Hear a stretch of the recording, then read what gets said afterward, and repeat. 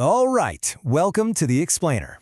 Imagine for a second that everything you're experiencing right now, literally everything, is just one level in a massive, infinitely repeating playthrough.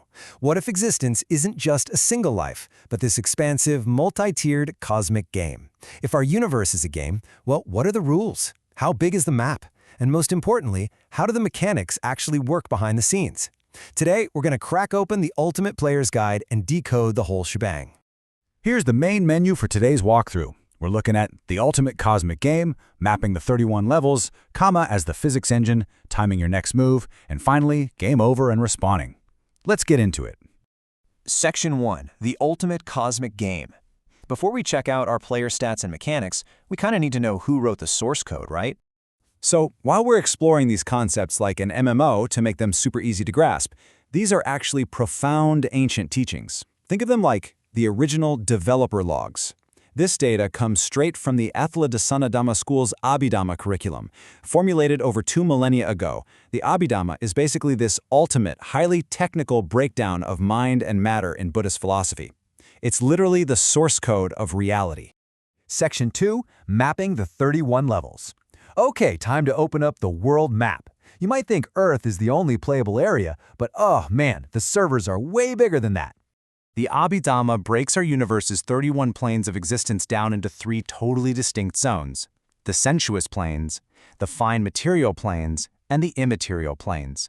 You can basically think of these as completely different server clusters. Each one has entirely different rules of physics and requires completely different player stats. So the big question is, where are we right now? Well, in the sensuous zones, called Kamavachara, you've got 11 planes where the 5 senses rule everything. This includes the 4 apayas, which are the woeful states or planes of suffering. Honestly, this is the absolute hardest difficulty setting. Think of it as a total survival horror zone that you absolutely want to avoid. Above that, you have our human world and then 6 heavens. So right now, as humans, we're sitting right in the middle of this sensuous server block. We're basically playing on a mid-tier server. But what happens if you level up past the need for physical stuff? You hit the higher tiers. There are 16 fine material planes known as Rupaloka, like the Jhana and Sadavasa planes. In these zones, physical bodies are super refined, and it's mostly just vision, hearing, and the mind that prevail. And if you grind to the absolute top tier, you enter the 4 Arupavachara, or immaterial planes. These are completely formless, no material stuff at all, just the mind. No avatars, no graphics, just pure consciousness. Wild, right? Section 3. Karma, the physics engine. We've got the map, so let's look at the invisible algorithm dictating the gameplay and how you actually move between those 31 levels. Here is the absolute most crucial point.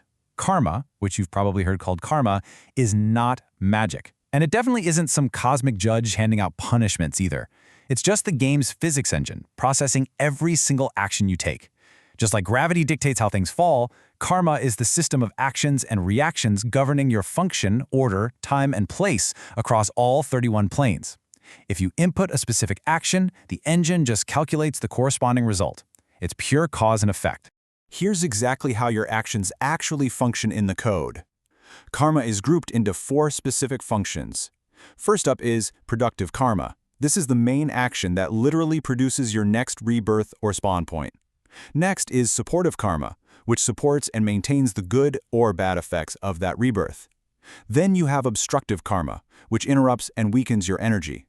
And finally, destructive karma, which completely nullifies the potential energy of your productive karma. Let's see how this plays out in-game by comparing 2 of these directly. Look at the extreme difference here.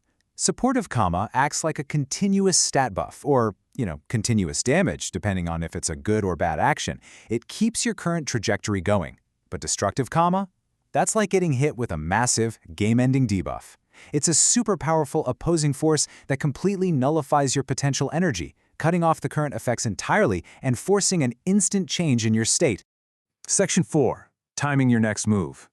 Okay, mechanics understood. Now we need to talk about how the game calculates the order of your actions. Because you make thousands of choices a day, how does the engine know which one dictates your next life? Well, the game doesn't just average out your stats. It uses a super strict priority checklist. Number 1 is weighty or serious karma. These are massively powerful wholesome or unwholesome acts that immediately jump to the front of the queue. If there aren't any of those, it looks at number 2, proximate karma. This is what you do or remember right before the game over screen. Next is number 3, habitual comma, the stuff you do on a regular basis. And if the engine finds none of those, it just defaults to number 4, reserve comma, which are past actions you've completely forgotten about. And hey, remember, there's actually a lag in this cosmic server. Not every action gives you an immediate consequence.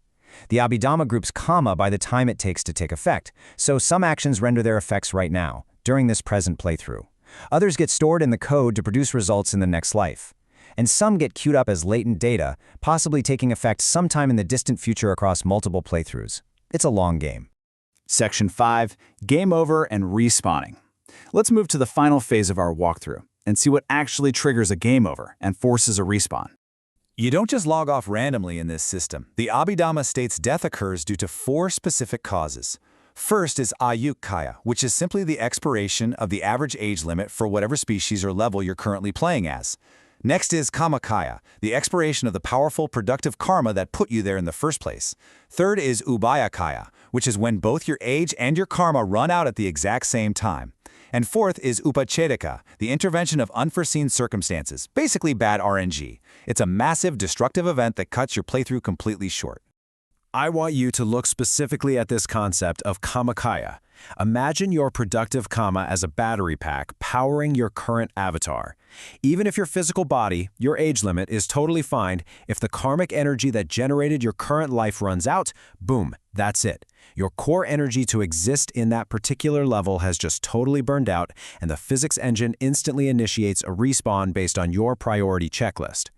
We've checked out the 31 planes, we've decoded the physics engine of comma, and we've seen how the game calculates your end and your new beginning. Which leaves us with this ultimate question to take away from today's explainer. If the server is constantly recording your actions, queuing up the weighty, the proximate, and the habitual, what habitual actions are you actively writing into your own cosmic save file right now? Seriously, think about it, because the engine is always running.